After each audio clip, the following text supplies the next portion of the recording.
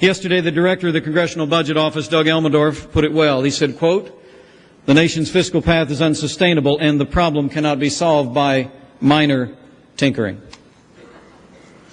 Well, we've had a lot of minor tinkering in the past. We tried commissions. We tried Graham-Rudman. We tried line item vetoes, and we even tried this pay-go business. They've all failed.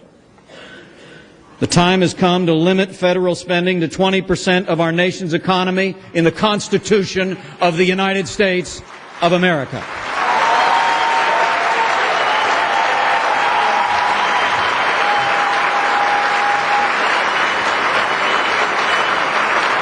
Only a spending limit amendment to the Constitution will be powerful enough to restrain the explosive growth of federal spending facing our children and grandchildren.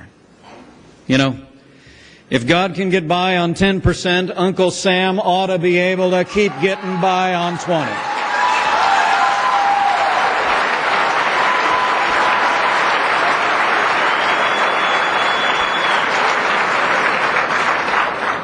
And while we must end this era of runaway spending, fiscal discipline alone will not be enough. We also need to renew incentive in America. The incentive to create, to build, to achieve, to excel.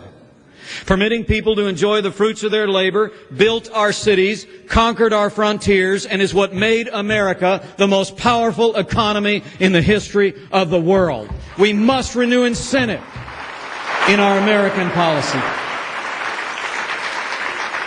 But you know, that's not the President's approach. I was with him in Baltimore on a stage just like this at the Republican retreat. I had to ask him twice whether he would support across-the-board tax cuts, the way John F. Kennedy did, the way Ronald Reagan did. And as near as I can tell, the President pretty much said that he'd support across-the-board tax cuts, as long as they weren't across the board.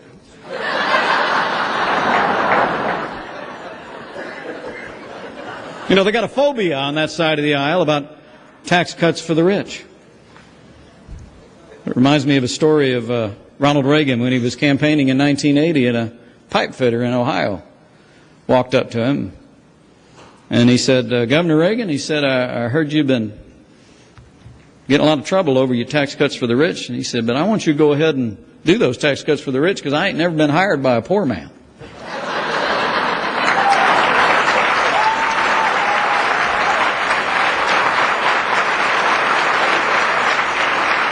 To reverse economic decline in this country, we need fiscal discipline in Washington, D.C., and fast-acting, across-the-board tax relief for working families, small businesses, and family farms. Get government under control, get government out of the way, and America will come roaring back. I promise you.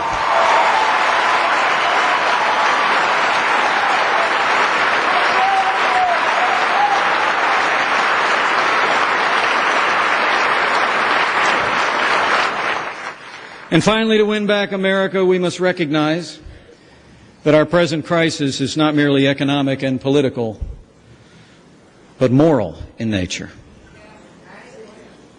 At the root of these times should be a realization.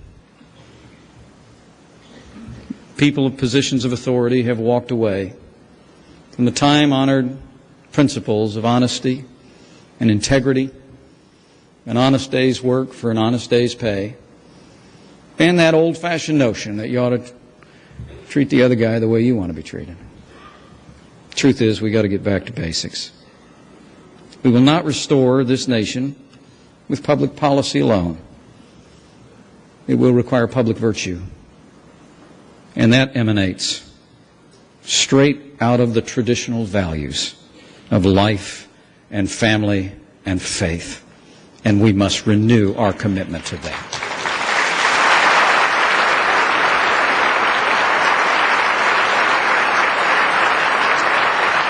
You know, I believe that ending an innocent human life is morally wrong, but it's also morally wrong to take the taxpayer dollars of millions of pro-life Americans and use it to promote abortion at home and abroad.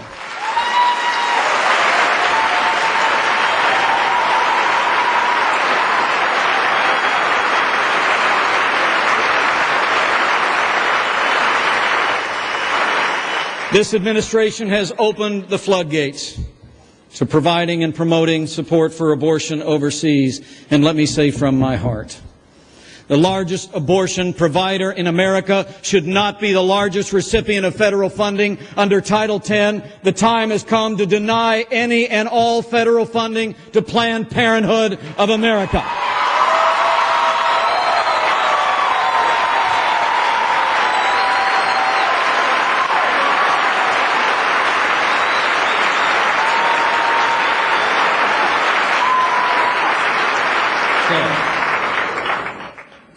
If you're taking notes, that's how we win back America. Stay focused.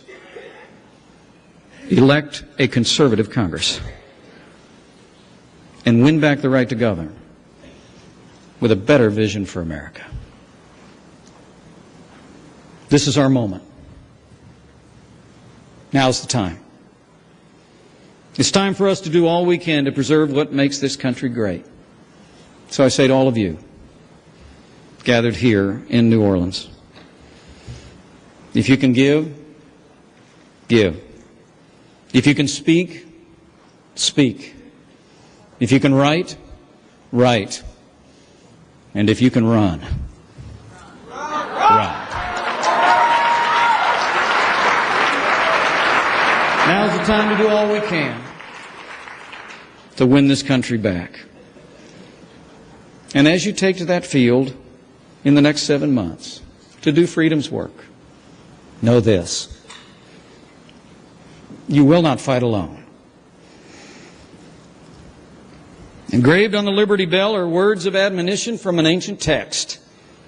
It reads, "Proclaim liberty throughout all the land, and unto all the inhabitants thereof." That same book also says, where the Spirit of the Lord is, there is liberty. Translation: when we proclaim liberty, when we do freedom's work, we have truly made His work on this earth our own. You will not fight alone.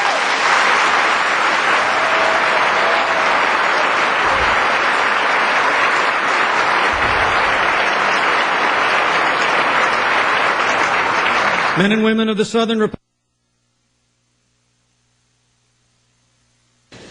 we must not be afraid. We must fight for what has always been the source of American greatness, our faith in God and our freedom.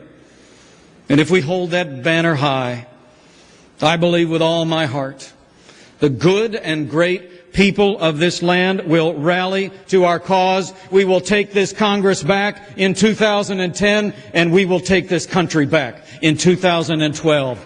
So help us God. Thank you.